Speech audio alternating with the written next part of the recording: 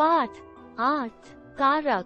Case कारक का शाब्दिक अर्थ है करने वाला, क्रिया को पूरा करने में योगदान देने वाला कारक होता है।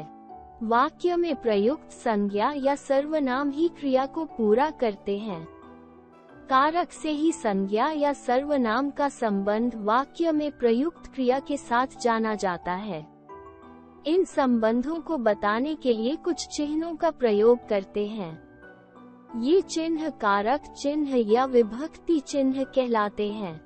इन्हें परसग भी कहते हैं। संज्ञा अथवा सर्वनाम के जिस रूप से उसका संबंध क्रिया के साथ जाना जाता है उसे कारक कहते हैं। कारक के भेद व विभक्तियाँ। कारकों के 8 भेद हैं। कारक व उनके विभक्ति चिन्ह इस प्रकार हैं।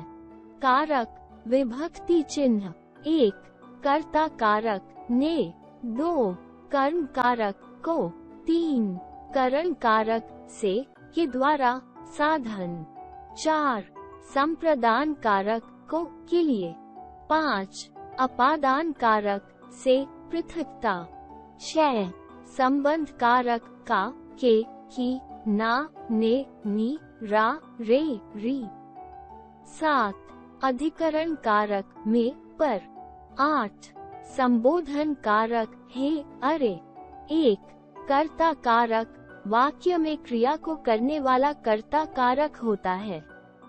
इसका विभक्ति चिन्ह ने है, परंतु ने परसग का प्रयोग केवल भूतकाल सकर्मक क्रिया में होता है। अन्य किसी काल में कर्ता के साथ कोई विभक्ति चिन्ह नहीं लगा होता।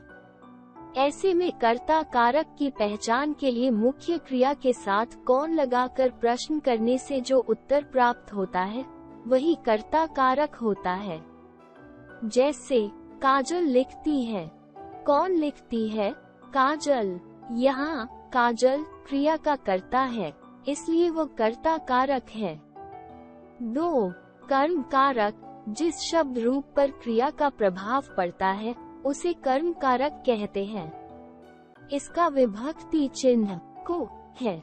वाक्य में कर्म कारक की पहचान के लिए क्रिया के साथ क्या अथवा किसको लगाकर प्रश्न करना चाहिए। उत्तर में प्राप्त शब्द कर्म कारक होता है। जैसे लड़का खाना खाता है। लड़का क्या खाता है? खाना। अतः खाना कर्म कारक है। 3 करण कारक जिस शब्द रूप से क्रिया करने के साधन का पता चलता है उसे करण कारक कहते हैं। इसका विभक्ति चिन्ह से है। वाक्य में क्रिया के साथ किससे लगाकर करण कारक की पहचान की जा सकती है। जैसे हम ट्रेन से राजस्थान गए। हम किससे राजस्थान गए? ट्रेन से। अतः ट्रेन करण कारक है।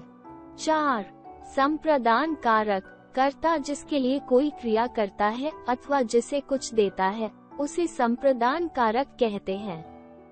इसका विभक्ति चिन्ह को के लिए है।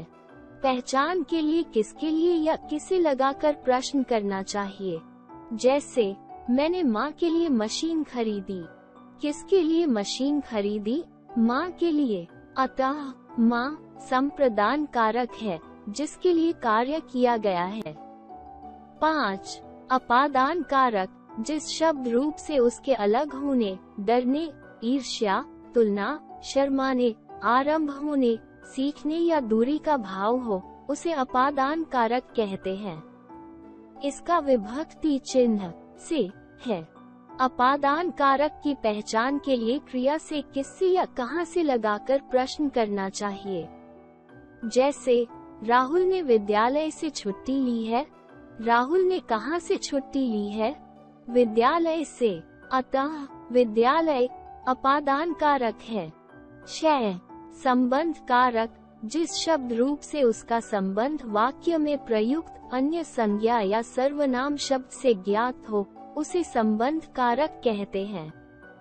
इसका विभक्ति चिन्ह का, के, की, रा, रे, री, ना, ने, नी है।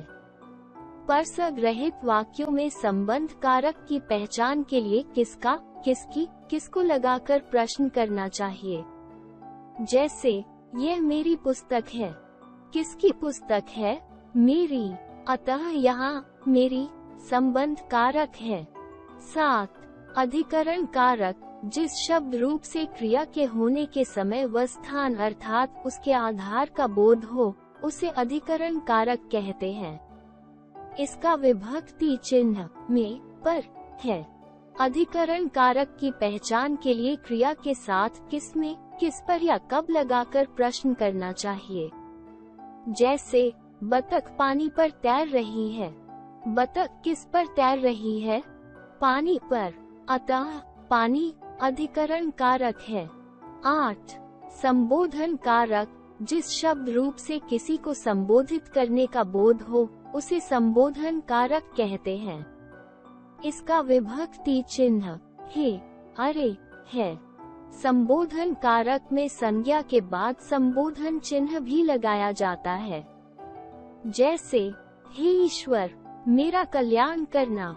इसमें हे ईश्वर द्वारा ईश्वर को संबोधित किया गया है, इसलिए ये संबोधन कारक है। अब दोहराने की बारी। संज्ञा अथवा सर्वनाम के जिस रूप से उसका संबंध क्रिया के साथ जाना जाए, उसे कारक कहते हैं। संज्ञा या सर्वनाम शब्दों का क्रिया के साथ संबंध प्रकट करने के लिए जिन चिन्हों का प्रयोग होता है, उन्हें विभक्ति चिन्ह या परसक कहते हैं।